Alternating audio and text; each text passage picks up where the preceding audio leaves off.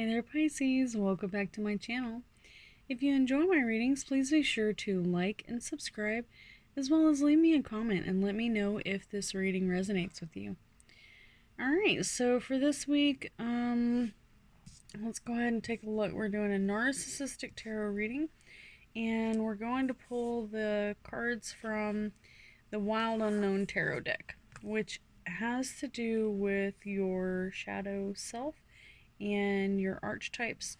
And so it might be a little deep. If you're ready, let's go ahead and take a look at the Seven of Pentacles, which is your first card, and the factors affecting your situation. Answer to your question. So go ahead and think about your question.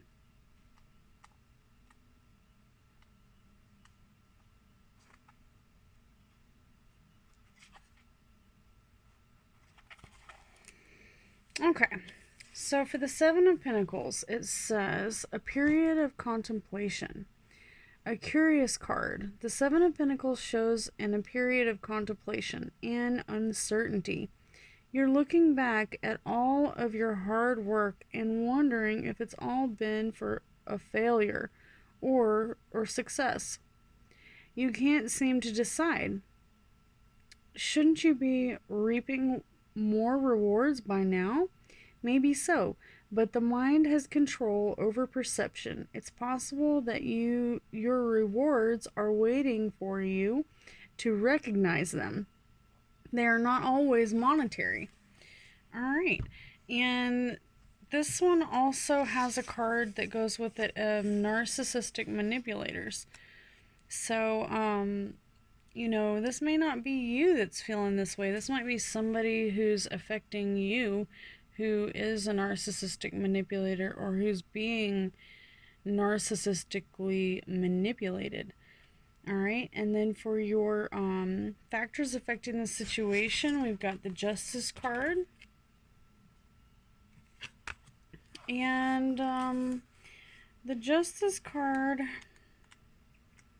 this whole deck is a little bit more about self-actualizing. So it says, the tails, this has to do with decisions and karma. With tails entwined, two cats look directly at you, waiting for you to choose between them. Which is right and which is wrong? The Justice card implies a weight or a heaviness surrounding a choice that you have to make. Now is not the time to shun the concept of divine balance or karma. All of your choices affect your life. Sometimes the lives of the people around you, both now and in the future.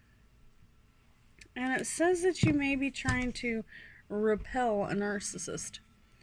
Alright, so if that's the case, the fastest way to repel a narcissist is to put down some boundaries and don't give in to whatever it is that they're trying to get you to do.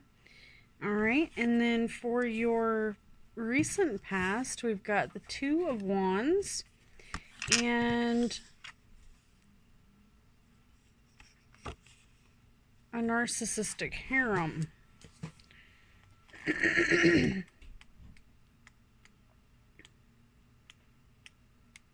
Alright, so the Two of Wands is all about determination and direction. With the Two of Wands, it's clear that you're on the way to success. You focused on the goal and you've boldly pointed all efforts in the direction. Since the Suit of Wands deals heavily with the mind, take this time to become aware of your thought patterns, specifically towards yourself. What is the quality and tone of your thoughts? Mostly positive or negative? How will you treat yourself on the journey to your highest dreams? Alright, so in other words, if you're trying to become a more positive, happy-go-lucky person, then you don't want to be focused on negative things. And it looks like you may even have someone who's manipulating you, or you might be in somebody's harem. So, according to Angie Atkinson, the circle of people or friends or loved ones of the narcissist, basically the narcissist cheerleaders, they use them to control others. So it's always the leader of the pack and the tool or the cause of the drama, the person who the rest of the harem and I'm sorry, so there's the leader of the pack, and then there's the tool or someone who causes all the drama for all the rest of the harem, and then the flying monkey or the victim of the narcissistic abuser.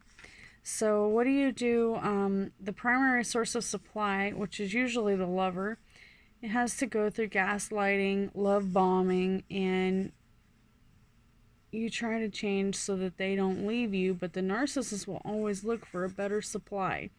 Victim, bad guy, or a savior. Alright, so let's take a look and see what other factors are affecting this situation. We also have the Eight of Swords, and this one comes with the self-sabotage card. Uh-oh. Alright, let's take a look. So this one has a caterpillar turning into a butterfly on the front. So it seems like you might be in for some change. No more self-sabotaging. Swords.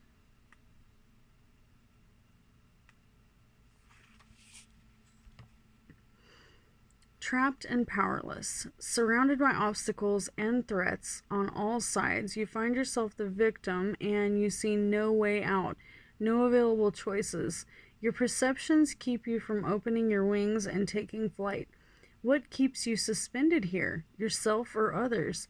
The Eight of Swords demands that you answer. You cannot hang in there much longer. Ruh-roh. Alright, and what is self-sabotage all about?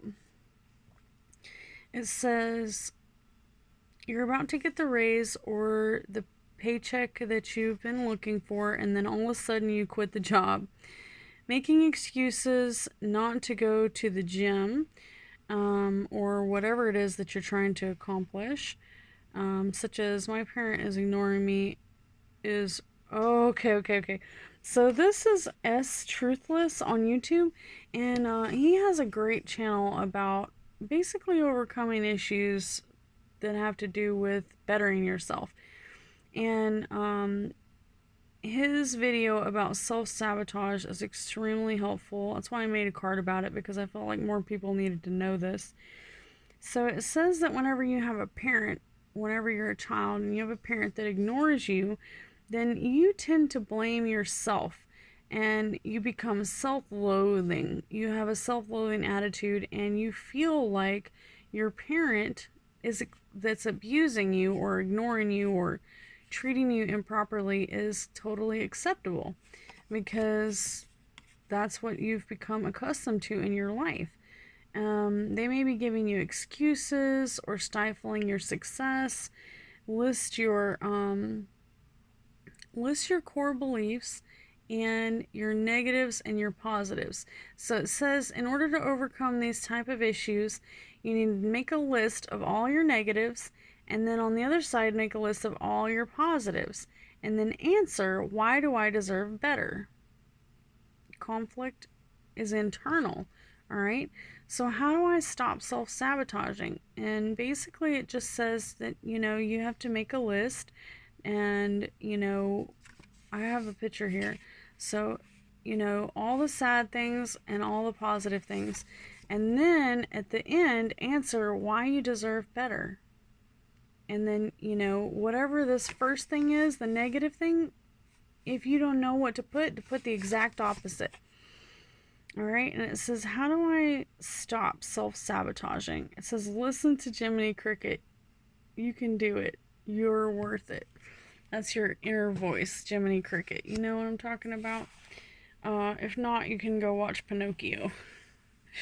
Alright, and for your final outcome, we've got the Seven of Wands and a lack of empathy. So let's see what the Seven of Wands says.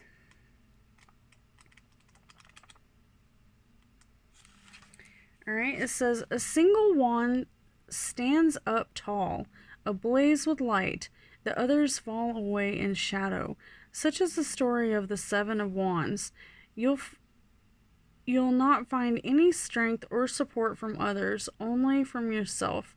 It's time to be truly courageous and stand up for your beliefs, and you may feel overwhelmed with caution and fear, but your internal fire will guide you through the way.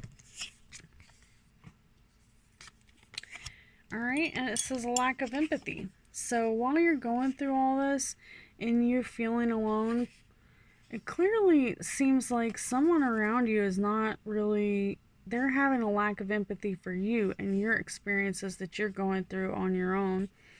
So you might have someone in your life who's just not really got your back 100.